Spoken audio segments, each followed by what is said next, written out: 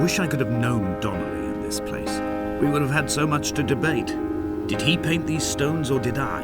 Who left the pots in the hut by the jetty? Who formed the museum under the sea? Who fell silently to his death into the frozen waters? Who erected this godforsaken aerial in the first place?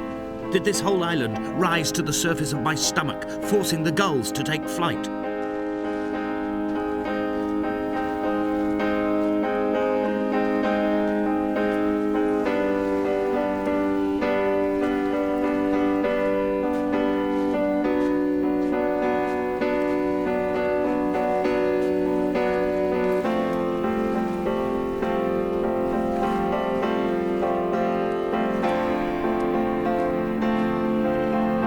Fire and soil, I chose fire.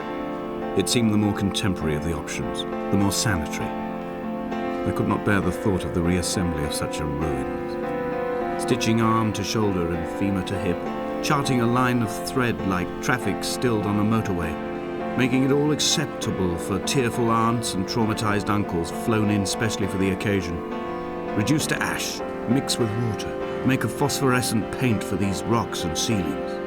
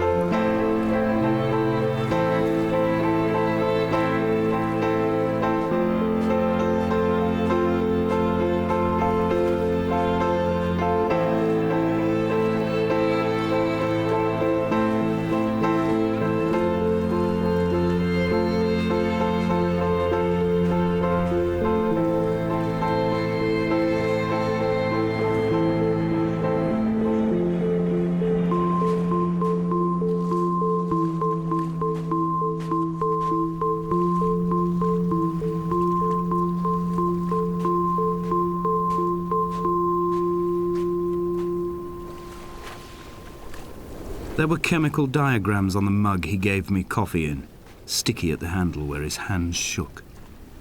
He worked for a pharmaceutical company with an office based on the outskirts of Wolverhampton. He'd been travelling back from a sales conference in Exeter, forming a strategic vision for the peddling of antacid yogurt to the European market. You could trace the connections with your finger, join the dots, and whole new compounds would be summoned into activity.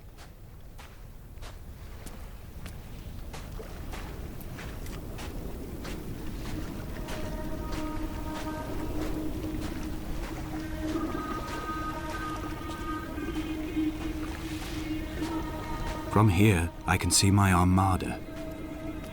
I collected all the letters I'd ever meant to send to you, if I'd have ever made it to the mainland, but had instead collected at the bottom of my rucksack, and I spread them out along the lost beach. Then I took each and every one, and I folded them into boats. I folded you into the creases, and then, as the sun was setting, I set the fleet to sail.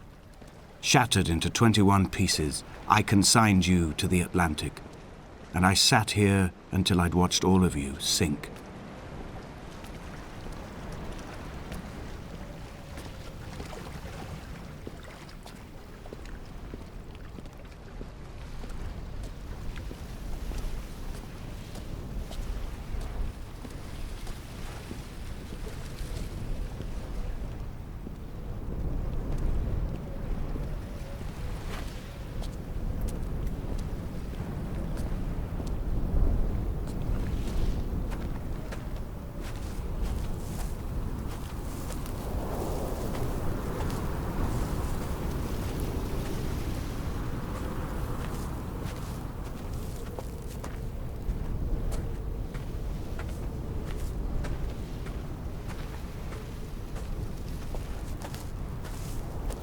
A sound of torn metal, teeth running over the edge of the rocks, a moon that casts a signal. As I lay pinned beside you, the ticking of the cooling engine, and the calling from a great height, all my mind as a bypass.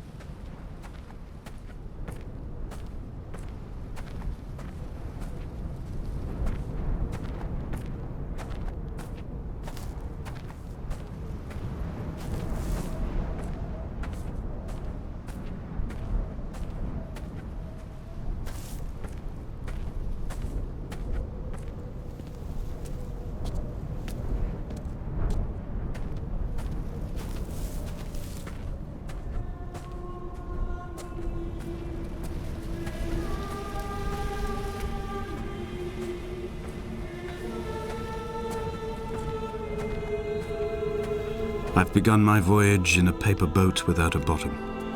I will fly to the moon in it. I've been folded along a crease in time, a weakness in the sheet of life.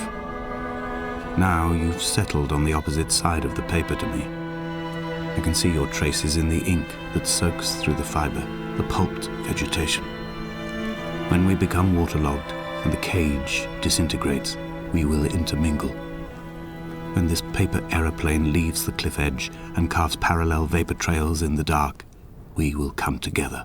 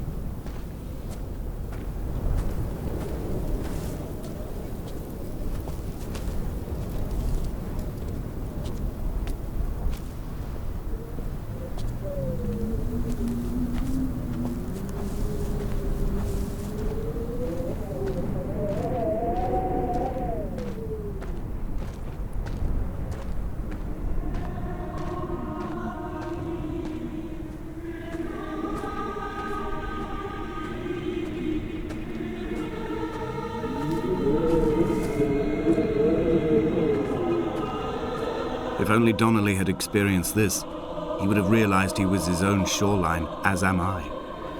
Just as I am becoming this island, so he became his syphilis, retreating into the burning synapses, the stones, the infection.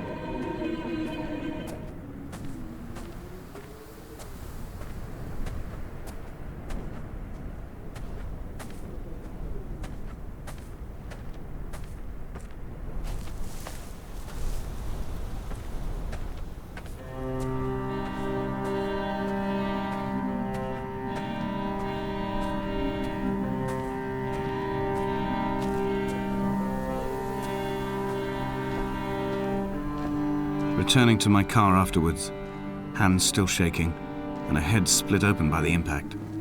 Goodbye to tearful aunts and traumatized uncles. Goodbye to the phenomenal. Goodbye to the tangible. Goodbye Wolverhampton. Goodbye Sanford. Goodbye Cromer. Goodbye Damascus. This cliff path is slippery in the dew. It is hard to climb with such an infection. I must carve out the bad flesh and sling it from the aerial. I must become infused with the very air.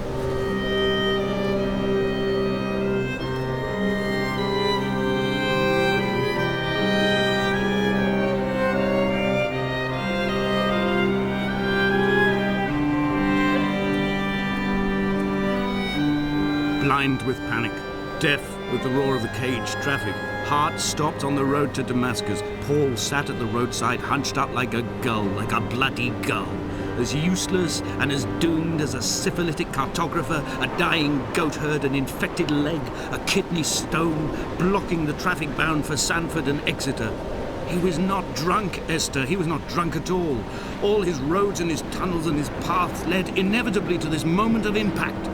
This is not a recorded natural condition. He should not be sat there with his chemicals and his circuit diagrams. He should not be sat there at all.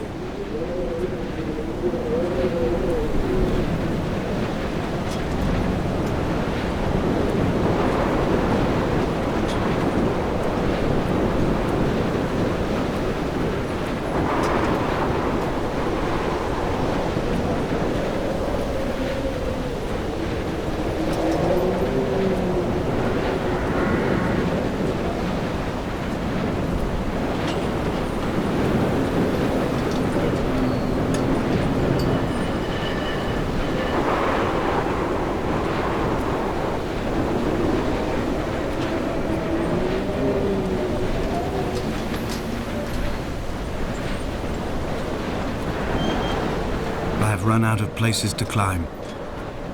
I will abandon this body and take to the air.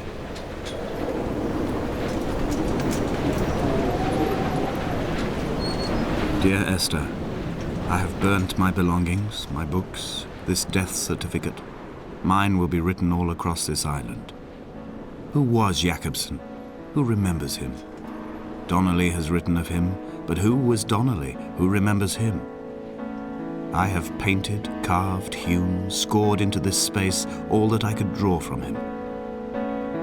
There will be another to these shores to remember me. I will rise from the ocean like an island without bottom, come together like a stone, become an aerial, a beacon, that they will not forget you. We have always been drawn here. One day the gulls will return and nest in our bones and our history.